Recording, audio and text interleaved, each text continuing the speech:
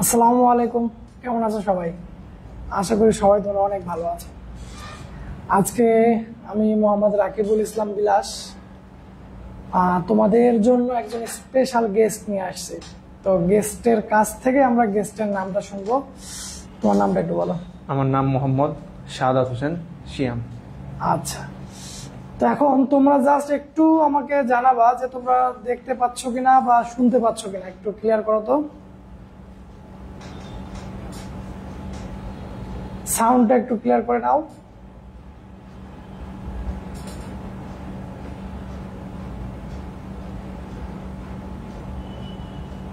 একটু জানাও আমাকে সাউন্ড আসছে কিনা।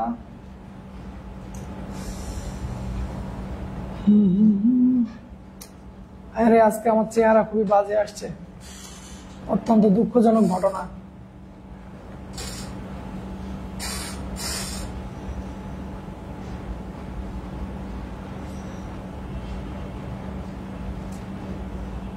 সিয়ামের চেহারা অনেক সুন্দর আসছে, মাশাআল্লাহ, নুরানি চেহারা।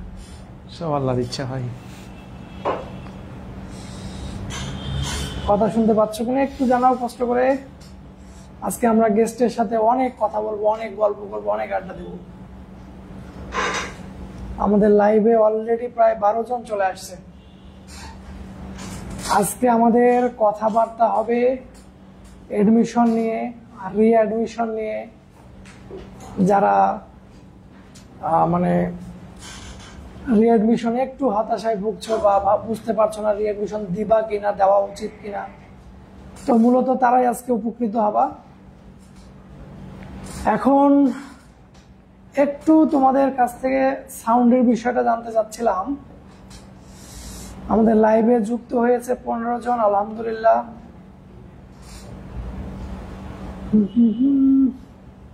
আমি গান পারলে আপনাদেরকে গান শোনাই দেবো, আমি গান পারি না। সিয়াম, তুমি কি গান পারো? না ভাই, গান গজল আমার কিছু আগে পারতাম ভাই, অনেকদিন থেকে চেষ্টা নাই। আচ্ছা, আনিকা আমাদের একটা লাভ রিঅ্যাক্ট দিয়েছে, ধন্যবাদ আনিকাকে। আমাদের লাইভে এখন আছে 22 জন, মাশাআল্লাহ।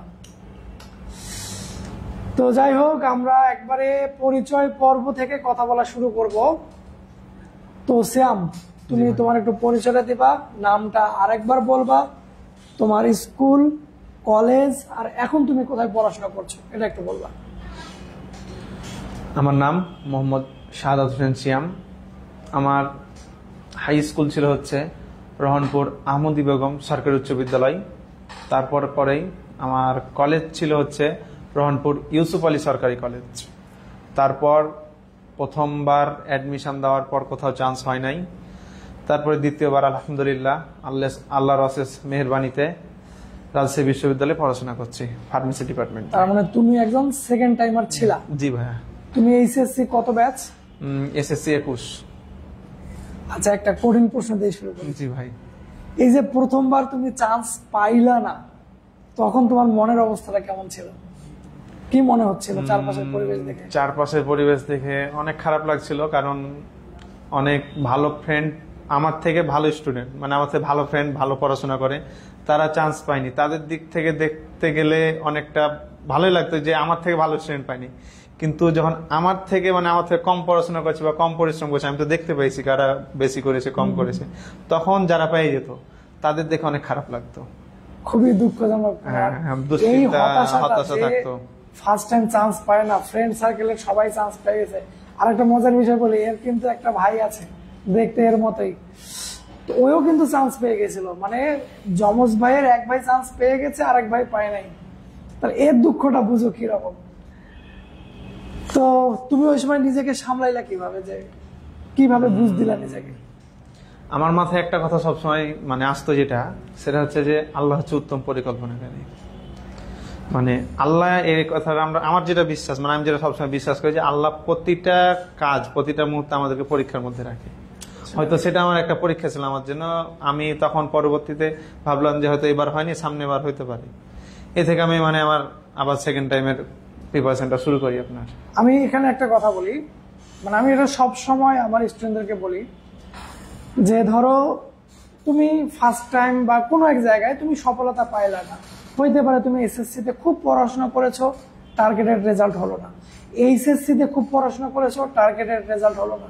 তুমি এডমিশনে ভালো করে পড়েছো, মানে কোনো একটা জায়গায় না তোমার একটু গ্যাপ হয়ে যেতে পারে, মানে সাকসেস আসতে একটু টাইম লাগতে পারে।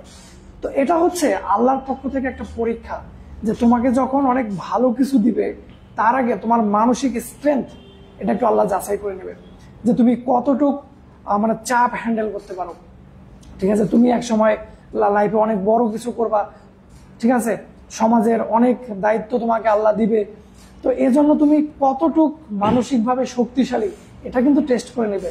তো লাইফের কোনো একটা জায়গায় একটা ব্যর্থতা আসতে পারে। তো যাই হোক, সিয়ামের ক্ষেত্রে একটা ব্যর্থতা এসেছিল, আলহামদুলিল্লাহ তুমি ফিরে আসছো। এখন একটু কমেন্ট পড়ে নি। মোহাম্মদ নূর হাসনাত, সে মনে হয় সিয়ামকে মেনশন করেছে। আচ্ছা, সিয়াম ভাই বলেছে। আমাদের জীবন স্যার বলেছে টিচারের হাইট নিচে হয়ে গেছে। ভাই আমি অ্যাজ এ পার্সন একটু খাটো মানুষ, আর আমার সাথে যে আছে সে অনেক লম্বা চওড়া মানুষ, এই জন্য ব্যালেন্স করার জন্য একটু নিচু হয়ে আছে। যাক, জীবন ভাইকে অনেক ধন্যবাদ আমাদের সঙ্গে যুক্ত হওয়ার জন্য। ওয়াকিল আহমেদ হচ্ছে আমাদের ইবিডির বলো বা রাজশাহীর বলো খুবই পপুলার একজন টিচার হইতে যাচ্ছে। শুধু সে রাজশাহী না, সে সারা দেশের একটা সম্পদ হইতে যাচ্ছে ইনশাল্লাহ। আমরা ওয়াকিলের জন্য দোয়া করব যেন সে অনেক ভালো করতে পারে। জীবন ম্যাথ, আমাদের রাজশাহীর বস টিচার জীবন ভাই বলেছেন, ভাই সুন্দর বলেছেন। জীবন ভাইকে আবারও ধন্যবাদ। আমাদের সাথে যুক্ত হয়েছেন চাঁপাইনবাবগঞ্জ থেকে একজন boss public math teacher Raju sir আমার দেখা মতো একজন সুদর্শন পুরুষ। আমরা তো ইদানিং কি অ্যাডলপকে দেখতেছি, তাদের চেহারার কোনো সিরি নাই, কিন্তু সুদর্শন হয়ে আছে। আমাদের এত সুন্দর একটা লোক থাকে অ্যাডলপ, মানে এই লোক থাকতে অ্যাডলপকে আপনি নাম্বার 1 হয় আল্লাহ জানে।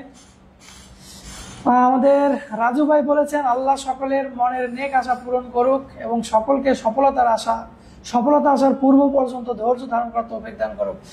রাজু স্যার চাঁপাইনবাবগঞ্জের একজন মানে বেস্ট ম্যাথ টিচার। আমি দেখেছি যে অনেক মানে ভালো স্টুডেন্ট যারা, তারা কিন্তু সবাই আমাদের রাজু স্যারের স্টুডেন্ট। রাজু স্যারকে অনেক ধন্যবাদ আমাদের সঙ্গে যুক্ত হওয়ার জন্য। মোহতাসিম হাসিব, শিরায় রক্ত, সিফাত ভাইয়ের ভক্ত, কিছু বলো। আমি তো সিফাত না ভাই, এটা কিন্তু সিফাত না, এটা সিফাতের জমজ ভাই। ঠিক আছে, এই মিস্টেকটা কিন্তু হয়ে যায়, এরা কিন্তু দুই ভাই, সবাই ভুল করে প্রথমবার ভাই। যাক, আমরা আমাদের কমেন্ট সেকশন থেকে একটু এদিকে চলে আসি। সিয়াম, তোমার কাছে আরেকটা প্রশ্ন।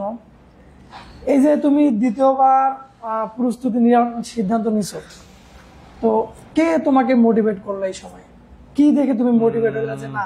অনেকে তো কি করে, যে ধরো ফার্স্ট টাইম হইলো না, কোথাও ভর্তি হয়ে যায়, মান সম্মান বাঁচানোর জন্য হোক, কোনো প্রাইভেটে ভর্তি হয়ে যায়। তো তোমাকে কে মোটিভেট করলো যে না তুমি সেকেন্ড টাইম দাও, সেকেন্ড টাইম দিলে চান্স আছে, সুযোগ আছে?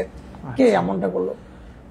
সেকেন্ড টাইম যে প্রিপারেশনটা আমি যখন শুরু করি আপনার, তখন ওই যে আমার কিন্তু ফার্স্ট টাইমের পরীক্ষা ছিল যে কৃষিগুচ্ছ পরীক্ষা। ফার্স্ট টাইমের শেষ পরীক্ষা ছিল, ফার্স্ট টাইমের লাস্ট পরীক্ষা ছিল কৃষিগুচ্ছ। আচ্ছা, ওই কৃষিগুচ্ছ পরীক্ষা আপনার ফার্স্ট তিনজনের মধ্যে 2 জন ছিল সেকেন্ড টাইমার। আচ্ছা, তাদের কৃষিগুচ্ছ যখন রেজাল্ট দেখা গেল যে ফার্স্ট 3 জনের মধ্যে 2 জন হচ্ছে সেকেন্ড টাইমার। তাদের মধ্যে দেখলাম ফার্স্ট হচ্ছে আপনার সে হচ্ছে ফার্স্ট টাইমার, আর সেকেন্ড এবং দ্বিতীয় সে হচ্ছে সেকেন্ড টাইমার। তাদের সাথে আমি কন্ট্যাক্ট করলাম, তাদের কাছ থেকে জানতে পারলাম তারা ফার্স্ট টাইম কোথাও ভর্তি ছিল না আপনার। তাদেরও মানে অবস্থা এরকমই ছিল আমার মতে। দেখলাম যে বিভিন্ন জায়গায় হয়তো কিছু মার্কের জন্য কোনো বিশ্ববিদ্যালয় আসছিল না আপনার। তো তারা আমাকে মোটিভেট করলো যে না, তুমিও চেষ্টা করো, পারবা যদি পরিশ্রম করতে পারো, ওইরকম যদি ডেডিকেশন থাকে, ধৈর্য যদি থাকে। মেন কথা হচ্ছে আপনার সেকেন্ড টাইমে ভালো স্টুডেন্ট খারাপ স্টুডেন্ট সেটা বড় কথা না, ধৈর্যটা হচ্ছে সবচেয়ে বড় কথা। ধৈর্য ধরে থাকাটা, এটা কিন্তু সত্য কথা। মানে বললাম তো, মানে এই চান্স না পাওয়ার পরে কয়েকটা মাস, মানে পরবর্তীতে চান্স না পাওয়া পর্যন্ত সমাজে মুখ দেখানো মুশকিল হয়ে যায়। আর যারা দেখে যে চান্স পায়নি, তাও জিজ্ঞেস করবে ভাই কোথায় পাইলেন, জানে তাও খোঁচা দেওয়ার জন্য জিজ্ঞাসা করে। আর আশেপাশের লোকজন তো খোঁচা দিতে পারলে ব্যাপক মজা পায়। আচ্ছা, এই যে তুমি প্রথমবারে পাইলা না দ্বিতীয়বার পাইলা, তো কি কি জিনিস তুমি আলাদা করছিলা যে আমার এই জায়গাগুলো ইমপ্রুভ করা লাগবে? প্রথমে আমি যখন হইল না আপনার, তারপর আমি প্রথমে ভাবতে লাগলাম যে আমার ফার্স্ট টাইমের ভুলগুলো কি ছিল। ফার্স্ট টাইমের ভুলগুলোর মধ্যে আমি কিছু মানে পয়েন্ট খুঁজে বের করলাম। তার মধ্যে এক নাম্বার হচ্ছে আপনার যে ডেইলি রুটিনটা ঠিক ছিল না আপনার। হয়তো কোনোদিন সকালবেলা হয়তো 5 ঘন্টা পড়ে নিয়েছি, তো আবার বিকালবেলা ঘুরে বেরিয়েছি। আবার কোনোদিন দেখা যাচ্ছে সকালবেলা ঘুমিয়ে থেকেছি, তো বিকালবেলা 5-6 ঘন্টা পড়েছি। মানে একটা এলোমেলো অবস্থা ছিল, রেগুলারিটি ছিল না। তারপরে যে আপনার অনলাইন ক্লাস 6 ঘন্টা 7 ঘন্টা অনলাইন ক্লাস করার পর ঘুমের মানে কোন দিন দেখা যাচ্ছে 6 ঘন্টা, কোনদিন আবার 3 ঘন্টা, কোনদিন আবার 8 ঘন্টা ক্লাস, দুইটা যখন ক্লাস আপনার, তখন আপনার ডেইলি রুটিনটা সাজানো অনেক কঠিন হয়ে যেত। তখন আমি প্রথম মানে আইডেন্টিটি করলাম যে আমার ডেইলি রুটিনটা মানে সুন্দরভাবে গোছানো হবে, যেন আমি প্রতিদিন যেন একই রুটিনে আমার যেন পড়াশোনাটা চালিয়ে দিতে পারি।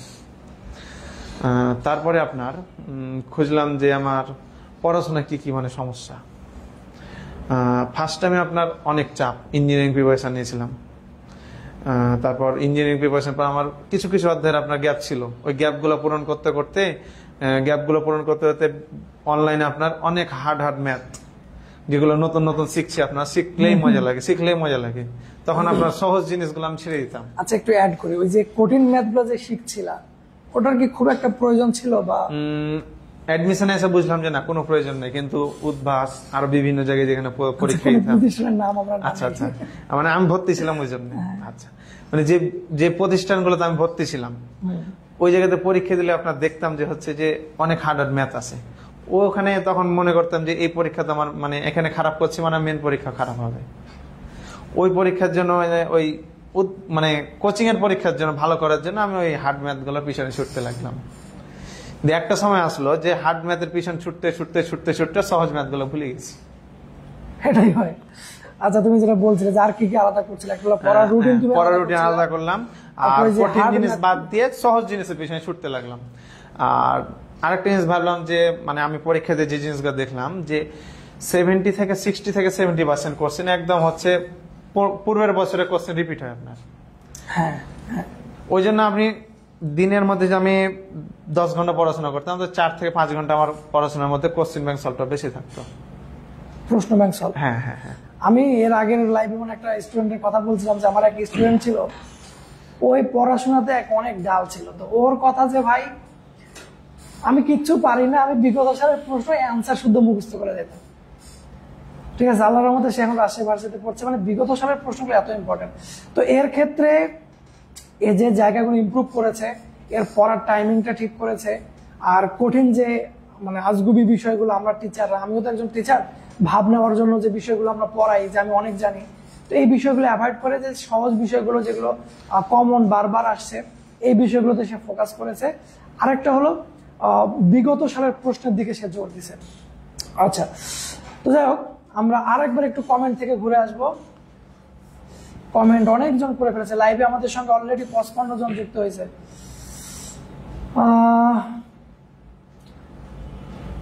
আচ্ছা, মোহতাসিম হাসিব, ভাত খাই দৈনিক, শিফাত ভাইয়ের সৈনিক।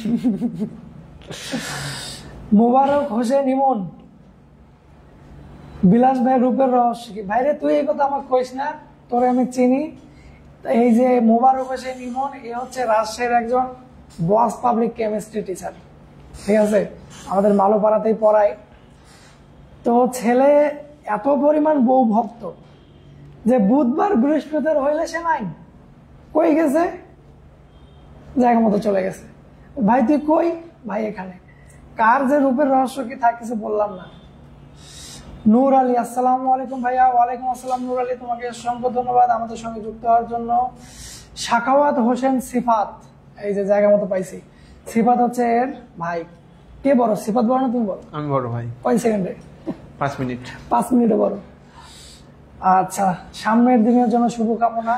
এদের দুই ভাইয়ের যে বন্ডিংটা মারাত্মক লেভেলের বন্ডিং, আমার খুবই ভালো লাগে যে ভাই ভাইয়ে তো আমরা অনেক দ্বন্দ্বের বিষয়গুলো দেখি, কিন্তু এদের মধ্যে এই বিষয়গুলো অনেক মানে নাই বললেই চলে, এদের মধ্যে কমিউনিকেশনটা মারাত্মক।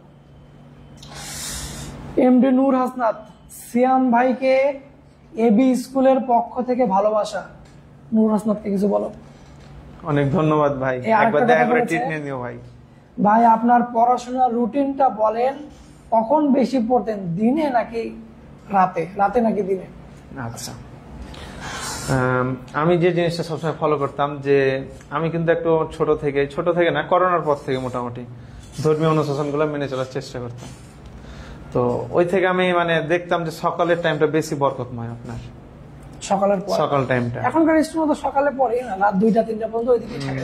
হ্যাঁ, এখনকার মানে আমি মেসে ছিলাম তো ম্যাক্সিমাম ছেলে পেলে দেখতাম, আমি সকালবেলা উঠতাম, প্রত্যেকটা রুম লাগানো, সকালবেলা একটা কোনো শব্দ নাই, একদম নিরিবিলি অবস্থা। আমি ওই টাইমটাতে বেশি পড়াশোনা করতাম। একটা ধরলেন ফজরের নামাজ 5টায় নামাজ শেষ, 5টা থেকে দুপুরে 11টা-12টা পর্যন্ত একটা হিউজ টাইম, আপনার কোনো কাজ থাকে না। আচ্ছা, এমএস কাজল, সালাম বিলাস ভাই। ওয়ালাইকুম আসসালাম বস। কাজল হচ্ছে অত্যন্ত ডেডিকেটেড একজন কন্টেন্ট ক্রিয়েটর। ওর কন্টেন্ট গুলো মারাত্মক লেভেলের হয়। সে ডিবিএম এর স্টুডেন্ট। ওর যে পশু প্রাণী সম্পর্কে যে কন্টেন্ট গুলো বানায়, আপনারা ওর চ্যানেলে গেলে দেখতে পাবেন, মারাত্মক লেভেলের কন্টেন্ট বানায়। কন্টেন্ট শুধু মানুষের ভিউ নেওয়ার জন্য না, ওর কন্টেন্ট অটোমেটিক ভাইরাল হয় সবসময়। এত সুন্দর সুন্দর কন্টেন্ট হয় বানায় আমাদের কাজল। কাজলের পেজে গেলেই বা ফেসবুকে গেলে আপনারা লিঙ্ক পেয়ে যাবেন। এম এম আল মারুফ, এডুকেশন বাংলাদেশের একজন ডিরেক্টর, আমাদের লাভ রিয়েক্ট দিয়েছে। সিফাত ম্যাথ কেয়ার আমাদেরকে কেয়ার রিয়েক্ট দিয়েছে। পৃথিলা চৌধুরীকে অসংখ্য ধন্যবাদ, নাইমকে অসংখ্য ধন্যবাদ। আর শাহরুজ্জামান সজীব, শুভকামনা, আমার আরো সামনে এগিয়ে যাও, তোমাকে শুভকামনা জানিয়েছে। ধন্যবাদ ভাই। অন্তরা সিং, আপনি যদি বলতেন কিভাবে আর ইউতে চান্স পেলেন। আচ্ছা, তুমি আর ইউ এর জন্য তুমি কি কোনো ভার্সিটি টার্গেট করে পড়েছিলা সেকেন্ড টাইমে, যে আমি সেকেন্ড টাইমে এই টার্গেটকে ফোকাস করলাম, তার জন্য স্পেশাল কিছু পড়ছিলা? আমার মেইন ফোকাস ছিল রাজশাহী ইউনিভার্সিটি। মেইন ফোকাসই ছিল রাজশাহী ইউনিভার্সিটি।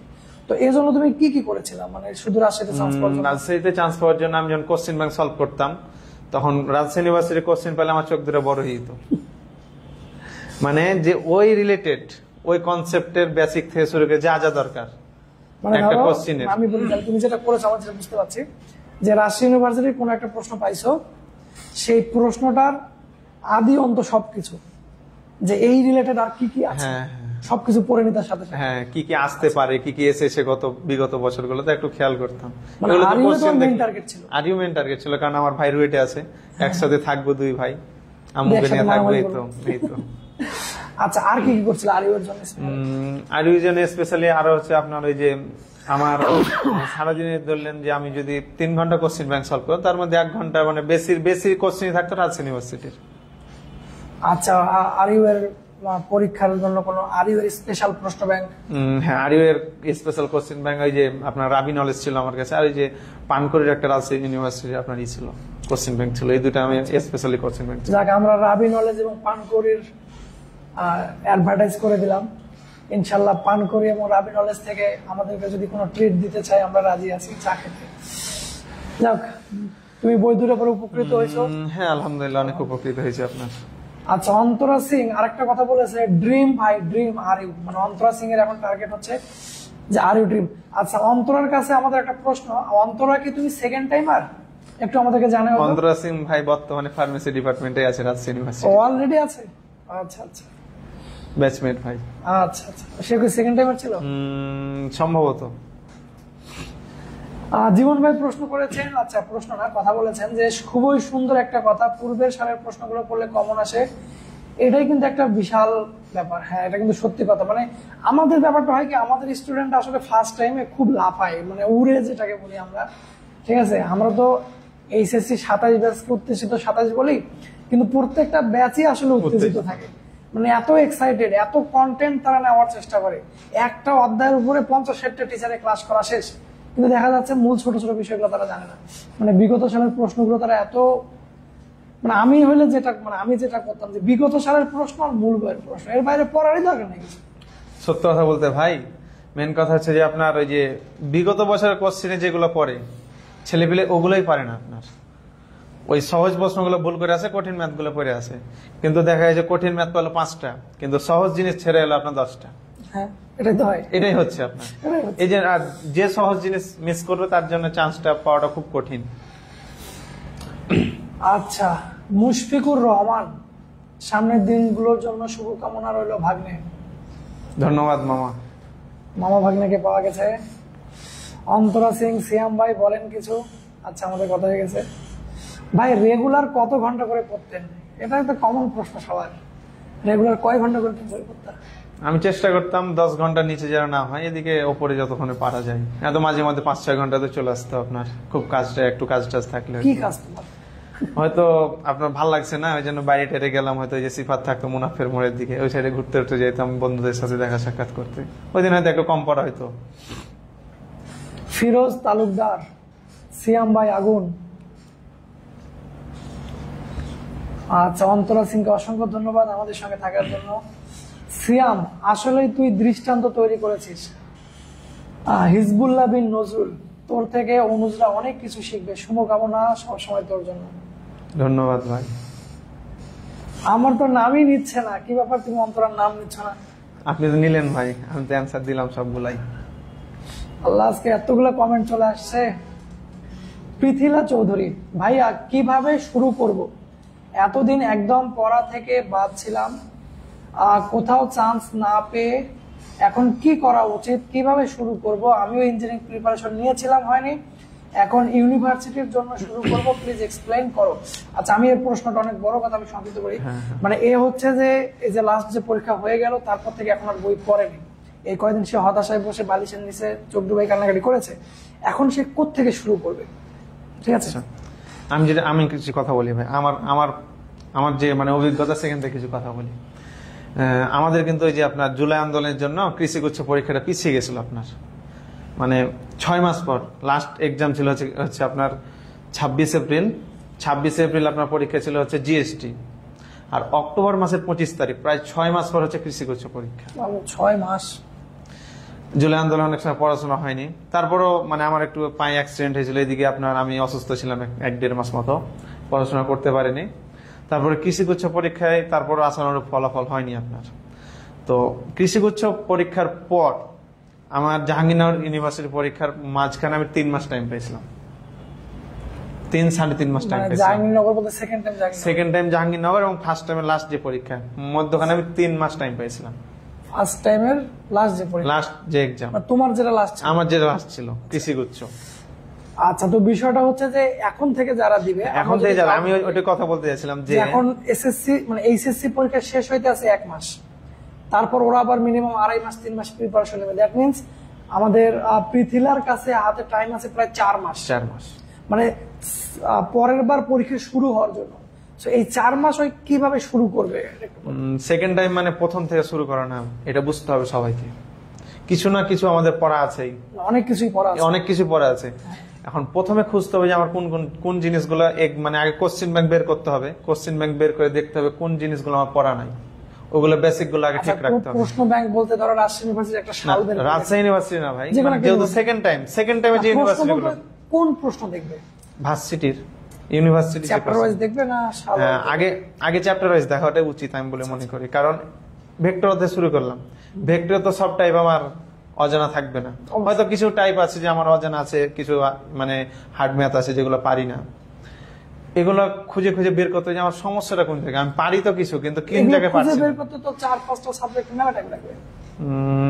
একবার চোখ বললে মোটামুটি আপনার বোঝা যায়, পড়াশোনা থাকলে বুঝে যায়। আর সেকেন্ড টাইম যদি মনে করে যে আমি প্রথম থেকে শুরু করছি, তাহলে প্রিপারেশন নেওয়াটা হিউজ টাফ, আপনার পরিশ্রম। আচ্ছা, বিষয়টা হলো যে পৃথিলার তো এমন না যে ওই পড়েনি ফার্স্ট টাইম, তো সে চেষ্টা করেছে, সে প্রিপারেশন কিন্তু ইঞ্জিনিয়ারিং নিয়েছে, তার মানে সে কিন্তু অলরেডি প্রিপায়ার্ড।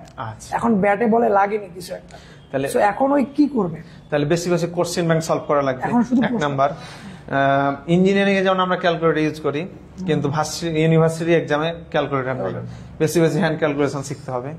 তারপর ইউনিভার্সিটির এক্সাম গুলো যেহেতু রিটেন থাকে, শর্টকাট গুলো আমরা অনেকটা মানে এড়িয়ে যাই, শর্টকাট গুলো না শেখারই চেষ্টা করি। ওই প্রত্যেকটা অধ্যায়ের কিছু আপনার স্পেশালি কয়েকটা করে শর্টকাট আছে, শর্টকাট গুলো জানতে হবে, যেন আমি মানে 10 থেকে 15 সেকেন্ডের মধ্যে এমসিকিউ এর অ্যান্সার গুলো বের করতে পারি, তাহলে কি অন্যদের থেকে আমি এগিয়ে থাকবো, মানে যে পরীক্ষা দিবে সে এগিয়ে থাকবে। তারপর আপনার যে যে যে কাজগুলো করতে পারেছে, এখন ওকে ফার্স্ট টাইমে যে ভুলগুলো ছিল, সবারই তো ভুল এক হবে না, সবার তো ভুলে এখন। তার যে ভুলগুলো ছিল সেগুলো ভুলগুলো আইডেন্টিফাই করতে হবে, আইডেন্টিফাই করার পর তারপরে সেগুলো ভুলের পিছনে তাই কাজ করতে হবে। তারপরে আমি যেটা মনে করি যে সেকেন্ড টাইমে চান্স পেয়েছে এরকম কোনো বড় ভাই, কাছের আত্মীয় স্বজন, এরকম কারো কাছাকাছি থাকলে আপনার প্রতিটা মুহূর্তে তার কথাগুলো একটা তো হতাশা কাজ করে আপনার, তো কিভাবে ওভারকাম করবো, অনেক কিন্তু এটা ওটা উঠে মানে উঠে আসতে পারে না, হতাশার মধ্যেই দেখা যায় হতাশা করতে করতে এক্সামটা শেষ করে, হতাশা করতে করতে আবার দেখা যায় যে সেকেন্ড টাইমে চান্স হয় না। এই হতাশা যেন না থাকে, তাই একটা মানে কারো একটা মেন্টর হিসেবে কাউকে রাখা দরকার, আমি যেটা মনে করি। আচ্ছা, তাহলে আমি একটু গুছাই দিই পৃথিবীকে, অনেকগুলো কথা হয়ে গেল। তুমি একটা কাজ করো, তুমি না তোমার পড়ার আগে একটা রুটিন বানাও, যে আমি সকালে এত ঘন্টা পড়বই, দিনে এত ঘন্টা পড়বই, রাতে এত ঘন্টা পড়বই, আগে এটা বের করো। দ্বিতীয়ত, তুমি যে 4টা বা 5টা সাবজেক্টে তোমাকে পরীক্ষা দিতে হবে, মেনলি তো 4টাই হয়, ওই 4টা সাবজেক্টের একটা টাইম লাইন বানাও, যে আমাকে পরীক্ষা তো 4 মাস পর শুরু হচ্ছে, বাট আমি 2 মাসের মধ্যে যেন একবার শেষ করে ফেলতে পারি। এটা একটা টার্গেট নিয়ে তুমি অংশটাকে ভাগ করে নাও, যে এই সপ্তাহের মধ্যে আমি এতটুকু কাভার দেবো, এই সপ্তাহের মধ্যে আমি এতটুকু কাভার দেবো। আর ফোকাসটা রাখো মূল বইয়ের এমসিকিউ গুলোতে আর বিগত সালের প্রশ্নগুলোতে, ঠিক আছে? তুমি ধরো আজকে রাত থেকে শুরু করবা, তুমি টার্গেট নিবা যে সারা দিনে তুমি 5 ঘন্টা পড়বা, ঠিক আছে? রাতের বেলা 3 ঘন্টা পড়বা, 8 ঘন্টা মাস্ট তুমি বইয়ের পিছনে টাইম দিবা। এরপরে যদি বেশি টাইম পাও তাহলে তো ভালো। তো এই কাজটা করো, মানে আগে রুটিনটা গুছাও, যে তুমি মানে রুটিন মানে এটা না যে কোন সাবজেক্ট কয় ঘন্টা পড়বো, রুটিন মানে এটা তুমি কত ঘন্টা বই নিয়ে একটানা বসে থাকবা। তুমি একটানা বই নিয়ে বসে থাকো, এরকম একটা টাইম বের করো যে আমি যদি এই সময় বসে আমাকে আর ওঠা লাগবে না। ধরো তুমি দুপুরে ঘুম দেওয়ার পরে 3টার দিকে উঠলা, 3টা থেকে টানা 7টা পর্যন্ত পড়লা, আবার আধা ঘন্টা রেস্ট করার পরে রাতে 7:30 বা 8টা থেকে টানা 11টা পর্যন্ত পড়লা, এরকম একটা টাইমিং সাজাও। এরপর তুমি মূল বই আর প্রশ্ন ব্যাংকগুলো টেবিলের উপর রেখে বাকি সব বই সরাই দাও, ওই বইগুলোর উপরে তুমি হেফজ করো, ওগুলোই বারবার পড়ো। আচ্ছা, সেকেন্ড টাইমের জন্য কি কোথাও ভর্তি হবে বা এরকম পরীক্ষা দেওয়ার জন্য? এক্সাম বেসে ভর্তি হওয়াটা দরকার, কারণ এক্সাম হলে আমরা অনেক জানা প্রশ্ন কিন্তু এক্সাম হলে ভুল করে আসছি আপনার, প্র্যাকটিসের জন্য তুমি কোথাও পরীক্ষা দিতে পারো। তারপরে অনেক ছোটখাটো মিস্টেক থাকেই আপনার, যখন এই ভুলগুলো যেন আস্তে আস্তে ধরতে পারবে আপনার, তখন একদিন মানে ধরতে ধরতে শিখবে কোথায় ভুল হচ্ছে, কিভাবে ভুল হচ্ছে, কেন ভুল হলো, এই প্রশ্নগুলো যখন নিজে করতে পারবে, তখন ওই যখন মেন এক্সামে যাবে তখন ওখানে যে আপনার সিরিয়াস হয়ে যাবে যে আমি এই প্রশ্নটাতে অমুক জায়গায় মানে ভুল করেছিলাম। আচ্ছা, তখন ওই ভুলটা তখন ওই সাবধানের সাথে সাথে জাগাবে আপনার, তাহলে মেন এক্সামে আপনার ভুল হওয়ার সম্ভাবনাটা কমে আসবে। আচ্ছা, আশা করি পৃথুলা তার অ্যান্সার গুলো পেয়ে গেছে। তো যদি আরো কিছু জানার থাকে তুমি আবার জানাইও। আব্বাস উদ্দিন নীরব, শুভকামনা সিয়াম, বারাকাল্লাহ। আর তার নিজে একজন কমেন্ট করেছে, চাচ্ছো আমি নিবিয়া, তোমাকে খুব সুন্দর লাগছে। নিবিয়া দেখছো নিবিয়া ভাইয়া রেগুলার কত ঘন্টা? তোমাকে ধন্যবাদ নিবিয়া। ভাইয়া রেগুলার কত ঘন্টা? এটা আনসার তো হয়ে গেছে, রেগুলার 10 ঘন্টা মাস্ট বি, তো পড়াই লাগবে, কাজ কি আর। ফিরোজ মাহমুদ শিহাব ভাই, সিয়াম বস। আচ্ছা, ফিরোজ মাহমুদ শিহাব, বিলাস ভাই পড়তে বসছি, আগামীকাল 5টায় দেখা হবে ইনশাল্লাহ। ওকে, পড়তে বসো। প্রীতুলা ধন্যবাদ তোমাকে অসংখ্য ধন্যবাদ। আচ্ছা, এখন আমার কিছু প্রশ্ন। সাবজেক্ট তো অনেকগুলো, তুমি কোন সাবজেক্টে বেশি ফোকাস করতে? আমার যেহেতু ইঞ্জিনিয়ারিং প্রিফারেন্স ছিল ভাই, ম্যাথ ফিজিক্স আলহামদুলিল্লাহ ভালোই পারতাম। কেমিস্ট্রি এবং বায়োলজিতে আমার বেশি সমস্যাটা হতো, কারণ আমি যখন দেখলাম ইউনিভার্সিটি পরীক্ষাতে 4টা subject main, physics, chemistry, math, biology, তার মধ্যে কেমিস্ট্রির কিছু অংশ পারতাম, কিন্তু আমি বায়োলজিতে একদম জিরো ছিলাম ভাই। বায়োলজি কিছু পারতাম, হয়তো 50% পারতাম, কিন্তু মানে একদম শুরু থেকে শুরু করেছিলাম আমি। দিনের 40 থেকে 30% সময় আমি বায়োলজির পিছনে দিতাম, কারণ বায়োলজিতে কম টাইমে বেশি মার্ক তোলা বেশি সহজ, আপনার টাইমটা সেভ, টাইম সেভ করা যায়, বুদ্ধিমানের কাজ। আচ্ছা, আরেকটা বিষয়, আমাদের তো দিনের একটা বড় অংশ আমাদের ফোন নিয়ে নেয়। তো ফোনকে তোমাকে কন্ট্রোল করতো না, তুমি ফোনকে কন্ট্রোল করতে? এটা অ্যান্সার দেওয়া খুব কঠিন ভাই, কারণ মাঝে মধ্যে আমিও ফোনকে কন্ট্রোল করতাম, মাঝে মধ্যে ফোনও আমাকে কন্ট্রোল করতো। এটা কিভাবে ম্যানেজ করতাম? এটা ম্যানেজ করতাম যে যখন ফোন বেশি ইউজ করা হতো তখন মনে হতো নিজের ভিতরে যে মনে হয় ফোন ইউজ করছি, মনে হয় আমার চান্স হবে না, এই যে ফোন রেখে দিলাম সাইডে। তারপরে আবার নিজেকে এনার্জি বুস্ট করে আপনার পড়াশোনা শুরু করলাম। 6-7 ঘন্টা ফোন নাই, 6-7 ঘন্টা পড়াশোনা। মানে ফোনে কি ডাটা অন রাখতাম না, ডাটা অফ করে রাখতাম আপনার। মানে আমি সবসময় বিছানার ওই যে আপনার বালিশের সাইডে ফোন রাখতাম, আর টেবিল থাকতো হয়তো একটু দূরে, ওই ফোন থেকে দূরে থাকতাম আপনার। আচ্ছা, আরেকটা বিষয়, তুমি একটা কথা অবশ্য বলেছো, এটা আনসার আমি পেয়ে গেছি, প্রশ্নটা করতাম যে এই যে 2-3 মাস বা 4 মাস পরে আবার পরীক্ষা শুরু হবে, তো এর মাঝে মাঝে আমাদের মধ্যে হতাশা আসে। তো হয়তো বললো যে এই হতাশা কাটানোর জন্য তোমাকে একজন মেন্টর লাগবে, যাতে মাঝে মাঝে তোমাকে বুস্ট করতে পারে। ঠিক আছে, যখনই তোমার ভালো লাগছে না বা গুছাইতে পারছো না, সঙ্গে সঙ্গে কাউকে তুমি জিজ্ঞাসা করলো, যাকে এটা আমরা পেয়ে গেছি। তো আরেকটা প্রশ্ন হচ্ছে, কোন কোন কথা বা মানুষ তোমাকে অনুপ্রাণিত করেছে সবসময়? এমন কোন ব্যক্তির নাম তুমি শুনতে চাও কিনা? প্রথমে বলতে না বললেই নয়, আমার ভাইয়ের কথা, সিফাতের কথা। সে একটা কথা সবসময় বলতে যাচ্ছে যে সেকেন্ড টাইম মানে খুব একটা হতাশাজনক যিনি একটা আপনার অবস্থা, বিভিন্ন আপনার অবস্থা আছে, তার মধ্যে ওই একটা কথা বলতো যে পরিশ্রম করবে আল্লাহ তাকে ফল দিবে। এই কথাটা আমার মাথায় গেঁথে গেছে আপনার। যে আমি একটা জিনিস, যে আমার একটা ওই যে আপনার বাক্য আছে না ভাই, যে আমি অনেক মেধাবীকে হেরে যেতে দেখেছি কিন্তু পরিশ্রমকে হেরে যেতে দেখিনি। এই কথাটা আমাকে খুব মোটিভেট করতো ভাই। যে তখন থেকে আমার যে পরিশ্রমের মাত্রাটা মনে হচ্ছিল 2-3 গুণ এমনি অটোমেটিক ওই কথাটা মনে করলে পরিশ্রমের মাত্রা এমনি বেড়ে যায়। পরিশ্রম তো করি, পরিশ্রমের ফল আল্লাহ দিবে, আল্লাহর উপর যে ভরসাটা ছিল আপনার। আচ্ছা, এখন আমরা একটু ওর কাছে পরামর্শ নেব। আমি প্রশ্ন কয়েকজনের কাছ থেকে কালেক্ট করেছি। তো যারা প্রথমবার ব্যর্থ হয়ে হতাশ হয়েছে, ওদের নিয়ে ফিনিশিং এ কিছু বলো। যারা ব্যর্থ হয়েছে তাদেরকে একটা কথা, যে হতাশা আসবেই, কারণ সেকেন্ড টাইমে যে চান্স পাইনি, যে পাইনি, যে আর যার আশেপাশে, তার আশেপাশে নিকট আত্মীয় স্বজন, বাবা মা ছাড়া তার অবস্থা কেউ বুঝতে পারবে না। তাদের একটা কথা বলবো যে হতাশা আসবেই। হতাশা কাটিয়ে ওঠার জন্য একটা কথা সবসময় মনে রাখবা, যে হচ্ছে যে আমি পরীক্ষার মধ্যে আছি। আমি যে এই যে একটা হতাশা কিন্তু শয়তানের পক্ষ থেকে আসে, এটা মাথায় রাখতে হবে। শয়তান আমাকে কন্ট্রোল করছে। তাহলে শয়তানকে কন্ট্রোল করার জন্য আমাকে কি উপায়? একটা হচ্ছে আল্লাহর কাছাকাছি যেতে হবে, সালাত সিয়াম মাঝে মধ্যে রাখতে হবে আপনার। তারপরে একটা ভরসা, যত পরিশ্রম করবে আস্তে আস্তে কনফিডেন্স এমনি বাড়বে। পরিশ্রম করলে কনফিডেন্স বাড়বে, যত পড়াশোনা করবে তত কনফিডেন্স বাড়বে। এটা হলো মূল কথা। আর আরেকটা কথা, যে আমি যেটা আমি কিন্তু সেকেন্ড টাইম এক্সাম ব্যাচে ভর্তি হয়েছিলাম আপনার এই যে মালোপাড়াতে এসিএস এ। তো আমি প্রথম যেটা পরীক্ষা দিয়েছিলাম সেকেন্ড টাইম, সেখানে 100 মার্কের আপনার পদার্থ প্রথম পত্রের পরীক্ষা ছিল। তো ওই পরীক্ষায় 100 মার্কের মধ্যে আমি প্রথম পরীক্ষাতে শুধু পদার্থ বিজ্ঞানের পরীক্ষাতে আমি 70 পেয়েছিলাম 100-র মধ্যে, যেখানে আমাদের সেন্ট্রাল মেরিট ছিল আমার 7। এই যে 7 হইলো, তারপর থেকে আমার মধ্যে কেমন একটা কৌতূহল, যে আজকে 7 হয়েছি, কালকে 5 হওয়া লাগবে, তারপরের দিন আমাকে 2 হওয়া লাগবে, তারপরের দিন 1 হওয়া লাগবে। এই করতে করতে আমি এই ব্রাঞ্চে মনে হয় আপনার 6-7 দিন ফার্স্ট হয়েছিলাম, সেন্ট্রালে মনে হয় 3 দিন না 4 দিন ফার্স্ট হয়েছিলাম। আচ্ছা, একটা প্রশ্ন আসছে পৃথুলার কাছ থেকে, কেমিস্ট্রি জৈব যৌগতে আমার অনেক গ্যাপ আছে, আমি কি ওইটা ফুললি শেষ করব নাকি স্কিপ করব?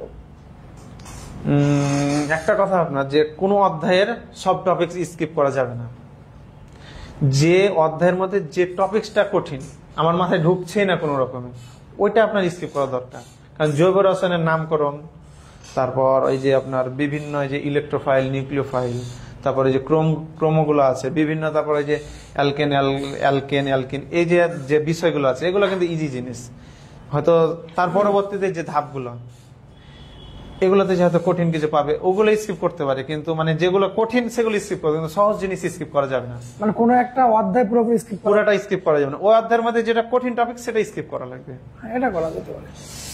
একটা জিনিস মাথায় রাখতে হবে সবসময়, যে ভাই, যে নিজেকে ভাবতে হবে যে এই কোশ্চেনটা শুধু কি আমি পারবো না, অনেকেই পারবে না। হ্যাঁ, যদি অনেকেই না পারে তাহলে স্কিপ করতে পারে, কিন্তু সবাই পারলো কিন্তু আমি স্কিপ করে দিলাম, তাহলে পিছিয়ে গেলাম। যোগযোগের ব্যাপারে কিন্তু সবারই ভাবনা প্রায় এরকমই যে কিছু বাদ দিবি।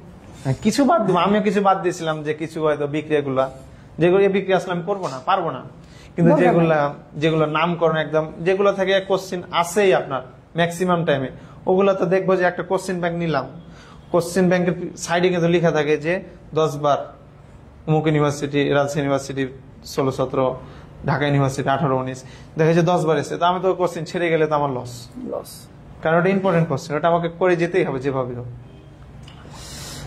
নওশাদ বিশ্বাস কমেন্ট করেছেন, তোর পরিশ্রম বৃথা যায়নি, আল্লাহ তোর জ্ঞানের মূল্যায়ন করেছে, সামনের দিকে এগিয়ে যা, দুর্বার গতিতে, শুভকামনা, দোয়া। তোমার ফ্রেন্ড মনে হচ্ছে। কে ভাই?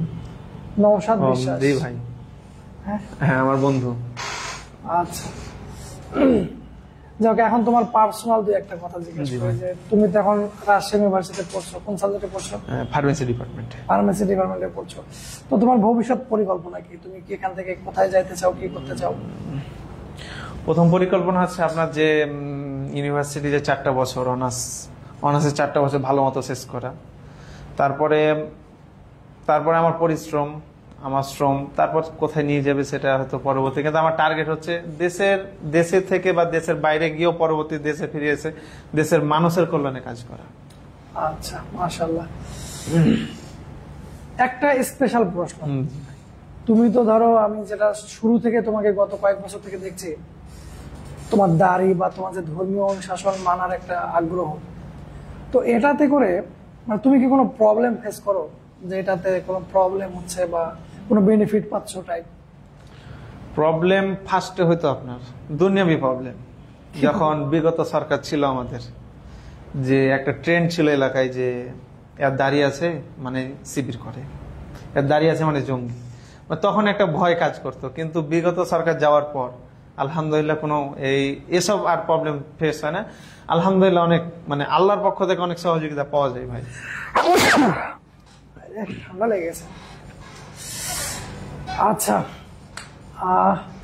আমরা আজকে যে নতুন বাচ্চাদেরকে দেখি তোমার বয়সী, এরা অনেক সময় ধর্মীয় অনুশাসনগুলো একটু উপেক্ষা করে চলে, অ্যাভয়েড করে চলে, তো তুমি কিভাবে আল্লাহর প্রতি ভরসা রেখে সফল হয়েছো, বা ওদের প্রতি তোমার কি কোনো পরামর্শ আছে কিনা? হ্যাঁ, অবশ্য পরামর্শ থাকবে, কারণ যেহেতু আমরা সকলে মুসলিম, যেহেতু বাংলাদেশ 95% মুসলিমের দেশ, লাইভ দেখছে দেখা যাচ্ছে এখানে আপনার মোটামুটি এই 95 তারও বেশি দেখা যাচ্ছে যে আপনার সবাই মুসলিম।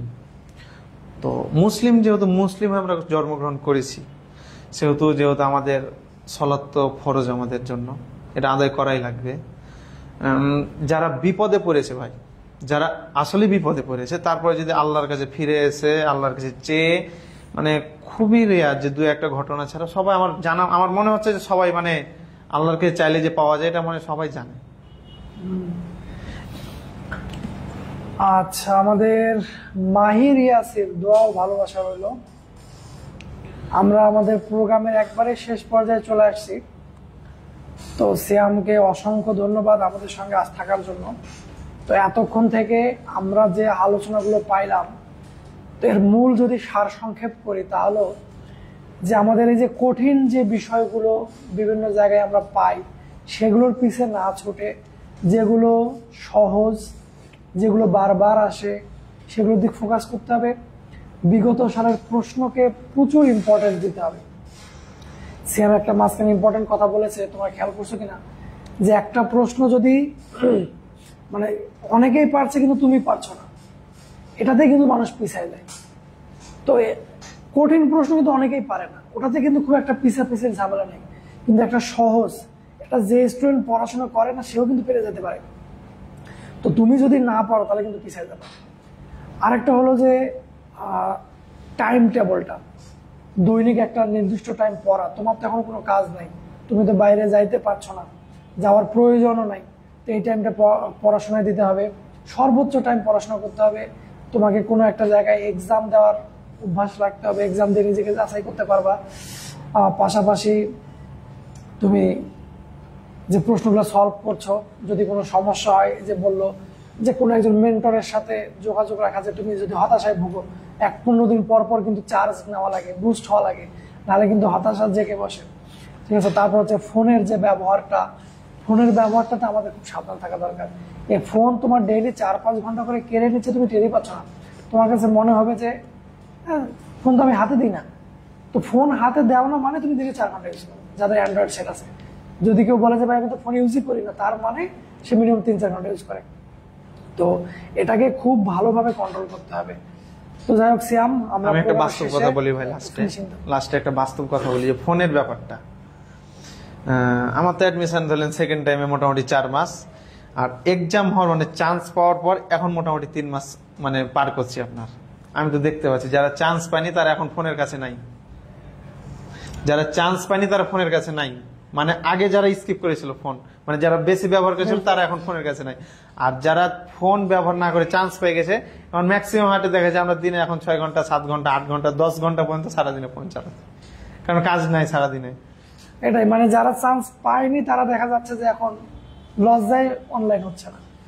তো তুমি কোন সময় ফোন ইউজ করবা আর কোন সময় করবা না, এটা কিন্তু ভাই তোমার নিজের উপরে। চান্স পাওয়ার পরে তুমি হিউজ ইউজ করতে পারবা, একসময় তুমি নিজে বিরক্ত হয়ে যাবে যে কত ইউজ করে। কিন্তু চান্স পাওয়ার আগে যদি তুমি ফোন ইউজ করে তোমার টাইম ওয়েস্ট করো, শুধু মাথায় রাখবা যে এই যে সময়টা চান্স পাওয়ার আগ মুহূর্ত পর্যন্ত তুমি ফোন টেপার জন্য আজীবন সময় পাবা, কিন্তু এই চান্স পাওয়ার এই 2-3 মাস তুমি কিন্তু আর পাবা না। একবার চলে গেলে একবার চলে গেলে শেষ। এটাই মাথায় রাখবা, সবসময় মাথার মধ্যে ঘুরাবা যে বিলাস ভাই বলেছিল যে এই টাইমটা, এডমিশনের টাইমটা তুমি লাইফে একবারই পাচ্ছ, খুব বেশি হলে আরেকবার পাওয়া, সেকেন্ড টাইম, কিন্তু আর পাবা না। কিন্তু ফোন সেকেন্ড টাইম মানে শেষ সুযোগ। হ্যাঁ, সেকেন্ড টাইম মানে শেষ সুযোগ, নিজেকে পাবলিকের স্টুডেন্ট পরিচয় দেওয়ার জন্য। কিন্তু আজীবন তুমি আর সুযোগ পাবা না, কিন্তু ফোন তুমি সারা জীবন চালাতে পারবা। এই বিষয়গুলো মাথায় রাখো। তো ঠিক আছে, আমাদের সঙ্গে থাকার জন্য ধন্যবাদ। আজকে লাইভে যারা ছিলেন তাদের প্রতি আমরা কৃতজ্ঞ। আমাদের এই ভিডিও থেকে যদি কারো উপকার হয় আমরা এতেই খুশি। ধন্যবাদ সবাইকে। আসসালামু আলাইকুম।